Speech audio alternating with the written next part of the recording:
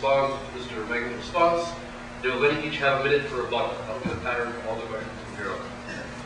Mr. Magnum, a number of things were covered in both your and Congressman Baldwin's opening statements. You focused in particular on issues involving international affairs and the global economy and coffee. For your first question, however, I'd like to ask you a question concerning domestic policy. Please identify two substantive areas of domestic policy in which your approach is significantly different from that of Congresswoman Baldwin, and explain to us why your approach is preferable to hers. Well, Congresswoman Baldwin just brought up health care, and this is something that I deal with every day out here in the real world.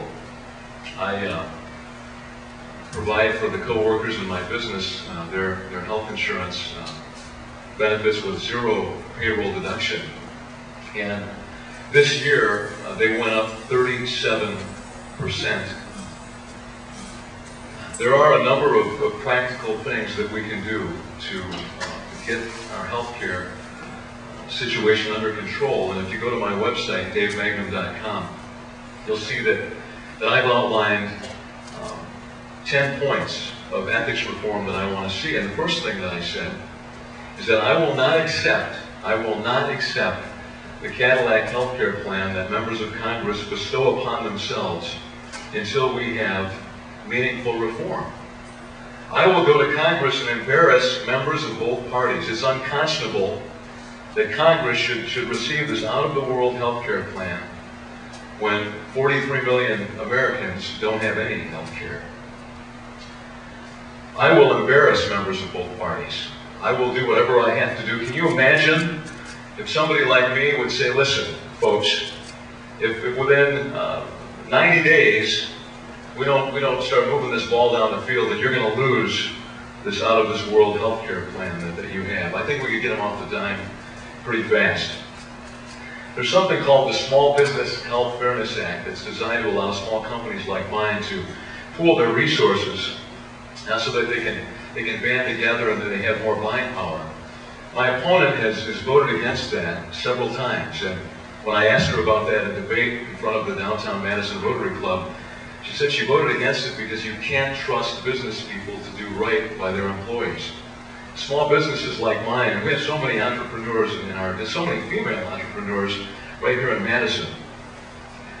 But that anti-business attitude is so negative. And you know, Herb Kohl, U.S. Senator Kohl, has been promoting the same concept this summer.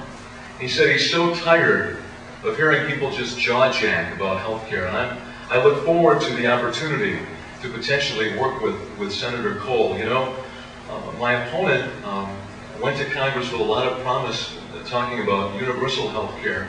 And her opponent in 1998 had a plan where she wanted each state to be able to experiment, like each state is a laboratory, 50 laboratories. Tammy Baldwin then poo-pooed that as a terrible idea, but now she's disingenuously claiming that as her own idea.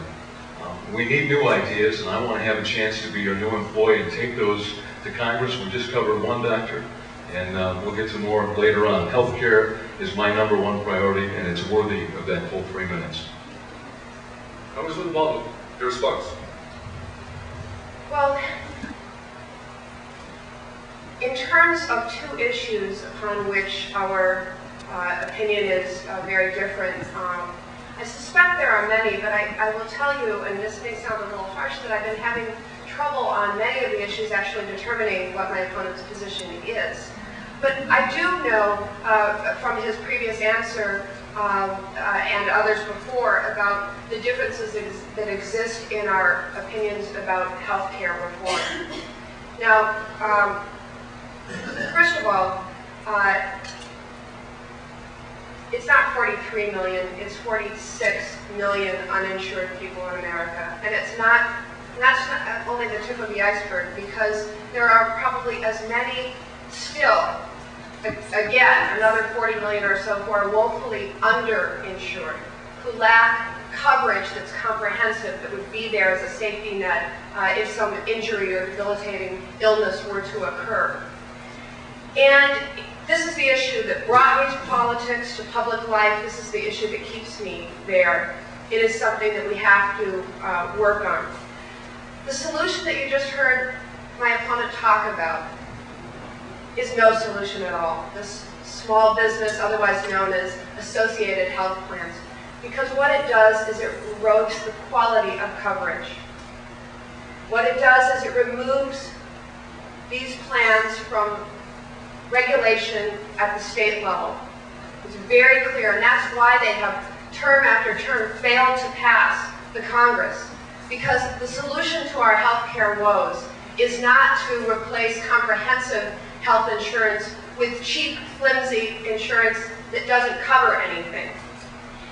The approach that I am so proud of is novel.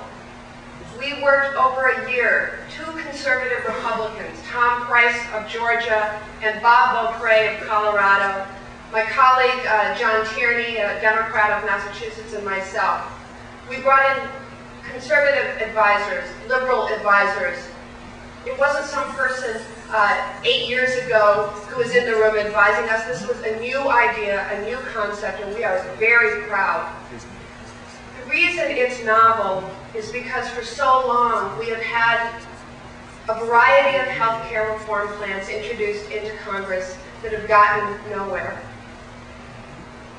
But the real suffering is out there right now, and we can afford to wait no longer. And we were able to bring conservative minds, I was able to bring conservative minds and progressive minds together to use a state-by-state approach so we can start seeing the states try some of these ideas. Some states will try conservative reforms, others progressive reforms, but this is finally a way to break the gridlock and move forward on this very critical issue. I'm very proud of my work in this area, and I think we have a chance to hit the ground running next session. Mr. Magnum, 1 minute. The Congresswoman has given up on universal health care, and again, now she's claiming an idea that was not hers.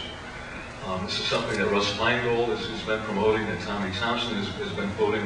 The fact is, Congresswoman Baldwin put out a plan in this past spring. It only had 17 Democrat co-sponsors. Folks, that's less than 10% of the Democrats in Congress. And when she criticizes the Small Business Health Fairness Act, she's saying that Herb Kohl doesn't know what he's doing. Herb Kohl is a businessman like I am. I don't think that Herb Kohl would say that's a bunch of poppycock. This idea that he's out promoting that happens to be the same one I've been promoting for 2 years. But the bottom line is this. Congresswoman Baldwin has had 3,000 days in Congress, and good ideas like cream rise to the top. She has had her opportunity. I want to take my business background just like Herb Kohl's, and I want to use that real-life experience. You know, I had a guy the other day saying that Congresswoman Baldwin, everything she talks about is theoretical, and what you talk about is practical. Congresswoman Baldwin, 1 minute. A couple of closing thoughts on this topic. First of all, the reference to Cadillac Health Insurance. I participate in the federal employees' health plan like every other federal employee does in connection with their federal service. It is a good plan, and I want that type of high-quality insurance available to every person in the United States. I believe that health care should be a right, not a privilege for the wealthy, and I have not in one instance backed down from that continued commitment. I suppose you would have the same criticism of President Truman, President Nixon, and all the presidents since that time who have called for universal health care, that they had their 3,000 days and didn't achieve it. I keep some good company, but we're working on it and we're making progress, and I couldn't be more proud of the groundbreaking legislation that I was able to introduce this summer.